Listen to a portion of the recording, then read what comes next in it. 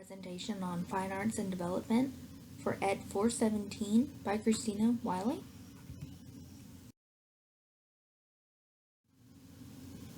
Benefits of creative arts in the early years include the growth of motor skills. Children develop fine motor skills by using the basic motions like scribbling or holding paintbrushes. They also develop their language skills when they talk about their art. When they talk about their art, children can get more vocabulary and learn the ways to use it. Children can also develop their visual skills because they learn to process the difference between 2D and 3D shapes. This is really important, especially now when there's so much technology in the world. Small children are really playing more on iPads, leapfrogs, using their parents' smartphones, that it's more important for them to get hands-on activities to develop that spatial reasoning. Children are also getting the benefit of decisiveness. The experiences of creating art and making the choices on what to build or what to draw leads itself to other parts of life. Children are also learning more innovativeness and engineering when they're creating art. When they learn to express themselves and they learn to take risk, they can do more than just follow the directions that are given to them. The benefits of the creative arts go on into the teen years. There's usually a higher attendance rate in young artists. It could be whenever they want to participate in the activities such as marching band, or they want to go to the art competition.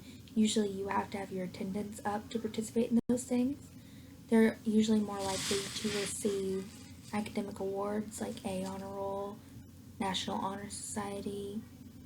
It gives students an expressive outlet and a way to communicate their feelings, poetry, things like that. Students in after-school arts programs tend to score higher on college admission exams. They're more likely to enter math or science fairs. And they're 8 times more likely to win a community service award.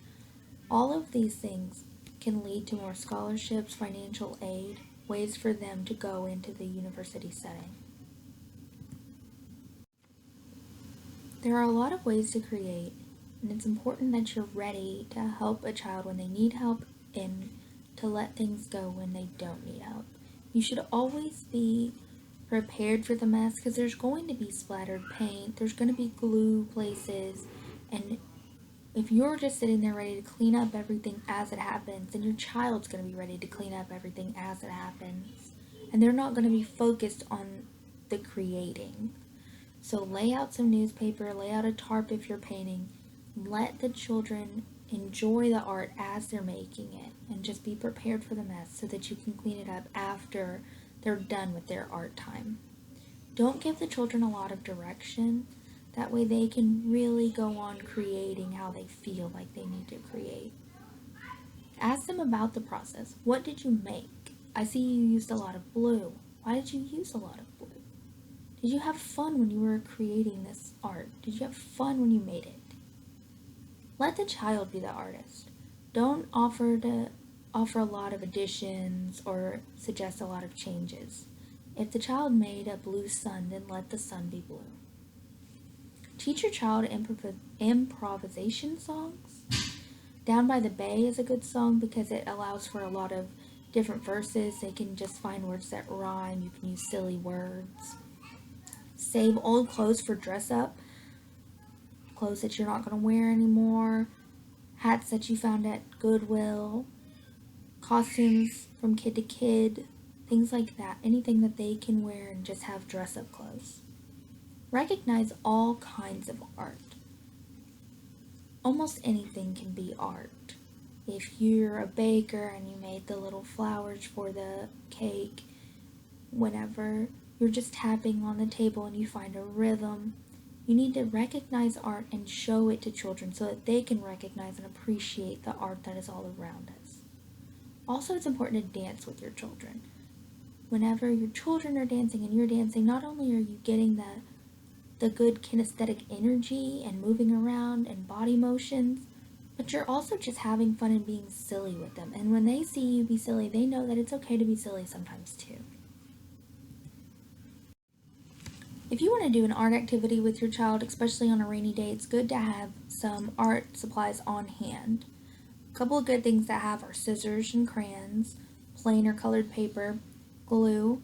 If you don't happen to have any glue around your house that day, you can always mix some flour with some warm water, get it a good consistency, and you should be able to glue a few things together.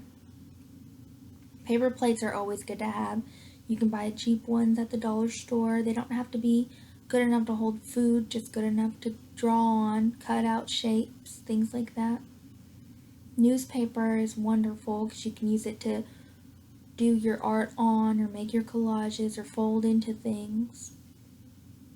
Just almost anything that you can find around the house and repurpose is going to be good for your art or for your little artist's hands, all the things that you want to do.